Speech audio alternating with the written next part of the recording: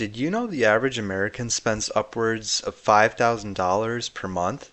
For people like myself who came from humble beginnings, it sounds pretty ridiculous, right? Let me ask you a question. How many of you grew up telling yourself, I can't wait to make more money? It's going to be so nice when everything is paid for. I won't have to stress out about X, Y, and Z. Well, how did that work out for you? Have you successfully automated everything like you had planned? Are you at the point where unpredicted expenses don't make a dent in your wallet? Be honest, come on now. Oh, and before you go there, I've heard it before. Every time I make a plan to save money, something pops up and I have to start from square one. And we repeat this process again and again and again. I'm not blaming you. I've been that guy. It's the worst feeling ever.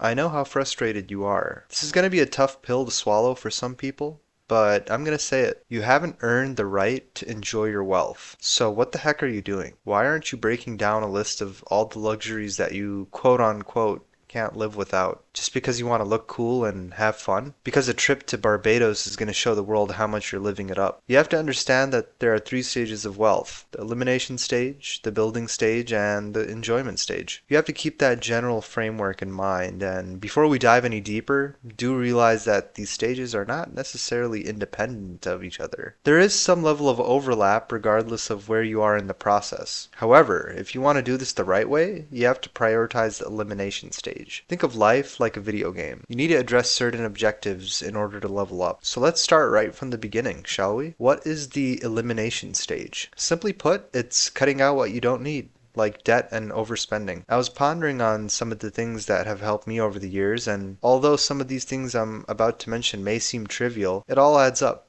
Remember, we're at stage one. Every perk we can acquire, we'll take it. So let's hop right into it. You guys are spending way too much on haircuts. We've literally seen the prices of haircuts reach dang near $100 these days. I actually have friends that cut hair, and I also can't knock their hustle. We all want to get paid well if we're spending an hour of our time performing a service for others. Remember though, we need to eliminate that overhead cost from our expense sheet, so we need to find a solution. Do me a favor, I want you to open Google and type cheap haircuts near me. It might take some digging, but you'll definitely find something on Yelp or Reddit. If you use Facebook Marketplace, type in haircuts for men. I guarantee you will find someone charging $30 or less to cut your hair. As a matter of fact, I actually found someone cutting hair out of their garage charging $5. You add that up over the course of a few months and you're already saving hundreds. Personally, I haven't spent more than $15 on a haircut in over a decade at this point. If you really want to get frugal with it, look up some YouTube tutorials. I have friends that cut their own hair and they do a decent job as well.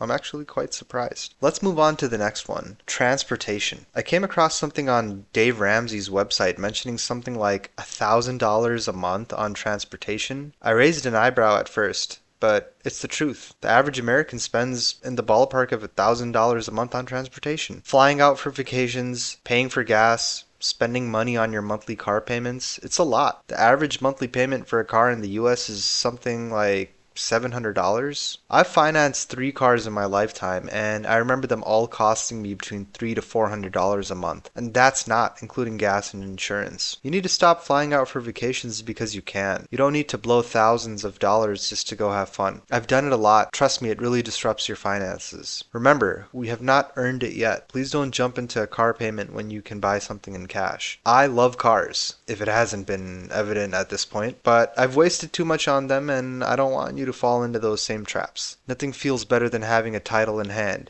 in your name. Go buy a Prius. My family's owned like 10 of them at this point. They're built well and will save you a lot at the gas pump. We can't talk about cars without talking about insurance now, can we? Car insurance is one of those things that we can't live without. Depending on what works for you, choosing between full coverage and liability is something to think about. You'll definitely save money on the latter. To save money on car insurance every month, start by regularly comparing quotes from different providers and raising your deductible if you have enough savings to cover it. I know this is something that I personally have gotten lazy with, but I try to force myself to really think over stuff every 6 months and revisit different insurance options, whatever works best. Make sure your driving record is clean.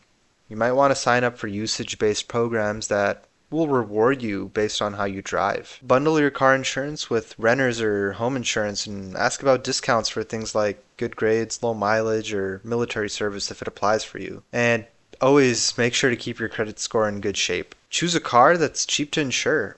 If you like coupes like we do, just know they'll cost you a bit more. The same goes for cars with a larger engine. The expenses revolving around V8 ownership don't just stop at the gas pump. To save money on shopping each month, start by making a wish list of things you want to buy.